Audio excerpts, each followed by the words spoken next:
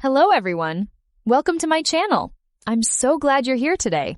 If you're a new mom or expecting, you already know how important it is to have easy, reliable ways to pump. Today, I'm showing you exactly how to use this manual breast pump. It's simple, affordable, and perfect when you don't want cords or batteries. First, let's quickly talk about why I love it. This pump is super portable. You can take it anywhere. No electricity needed, totally quiet, and it gives you full control over the suction. Busy moms can pump.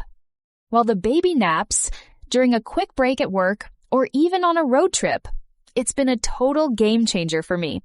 Okay, let's look at the pump. Here it is. Just one simple piece with the flange, the handle, and the bottle. Everything clicks together easily. Get comfortable first. Sit in a relaxed position like I'm doing right now. Make sure you're wearing a nursing bra or a top that opens easily. Next, position the flange. Center your nipple right in the middle and press it gently against your breast to create a good seal. You want it snug but comfortable. Now start pumping. Hold the pump steady with one hand and gently squeeze the handle with the other. Use a slow, steady rhythm squeeze and release. You'll feel the suction build naturally. Here's a pro tip.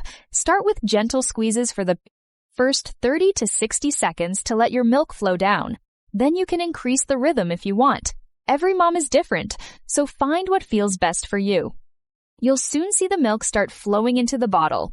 Keep going until your breast feels softer or the flow slows down. Most sessions take about 10 to 15 minutes per side. When you're finished, gently break the seal by tilting the flange away from your breast. Never pull it off while there's still